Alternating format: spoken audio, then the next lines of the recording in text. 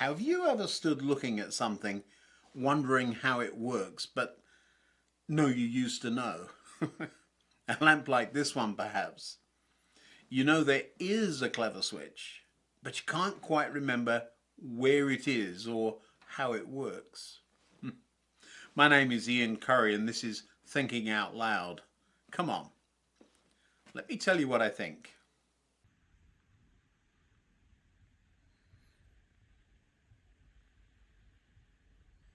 I thought I'd better make this video before I forget how this lamp works. Someone gave me this lovely thing for Christmas. Now there's several things about it I like.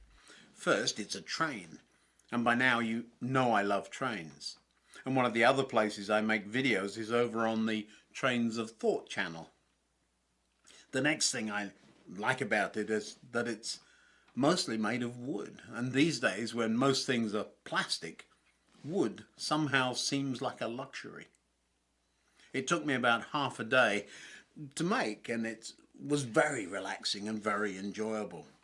But there's another thing that I love about it. It lights up. Now, I've made use of a lot of tiny LEDs around the model railway I have, but there is something particularly fun about this one. Where is the switch? How do you switch it on? Now, if I'd read the instructions, I'd have probably known right away. But it took me a minute to work it out. There are no moving parts.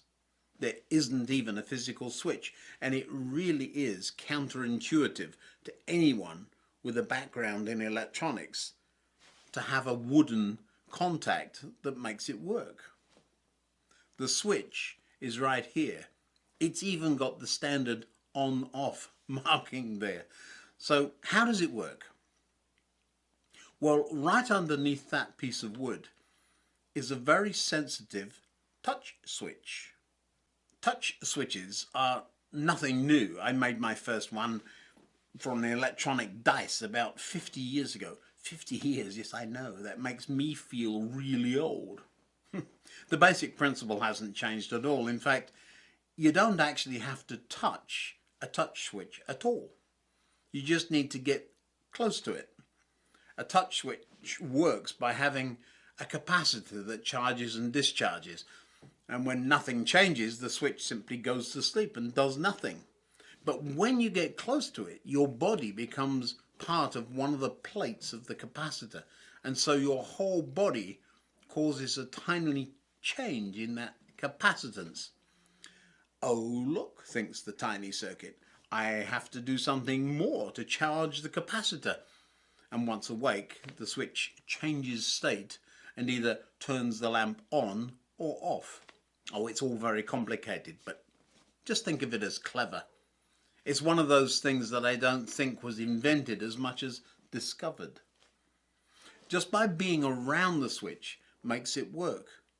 Isn't that clever?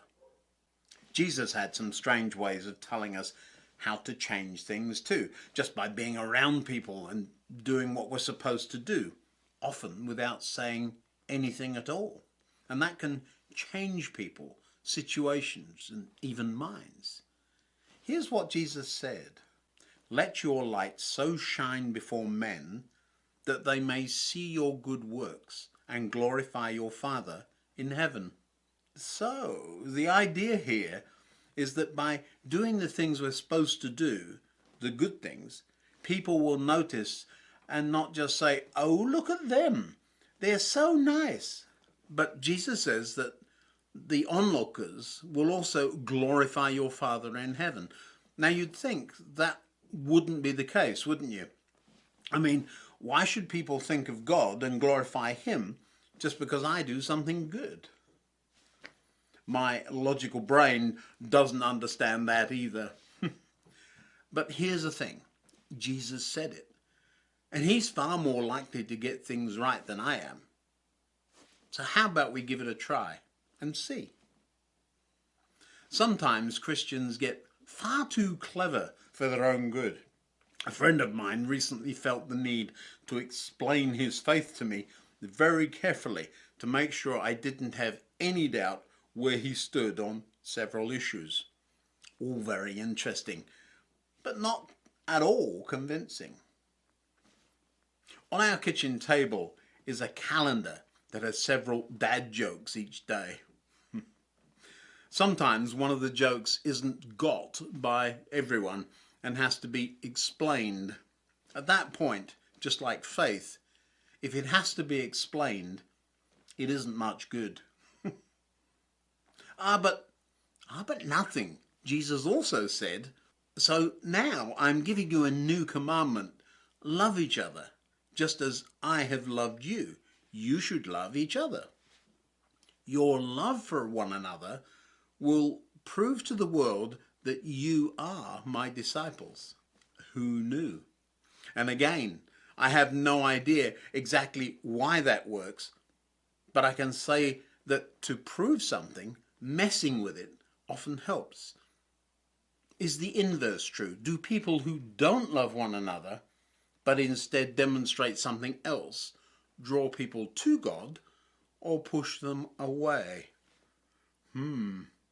All too often these days, people claim to be Christians or followers of Jesus and then go on to explain how their faith works instead of making that abundantly clear by their actions.